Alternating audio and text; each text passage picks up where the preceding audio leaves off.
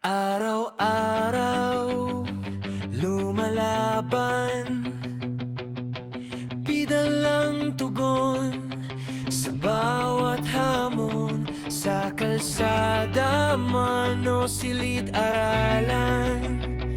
dalay aral at pangarap na walang hanggan.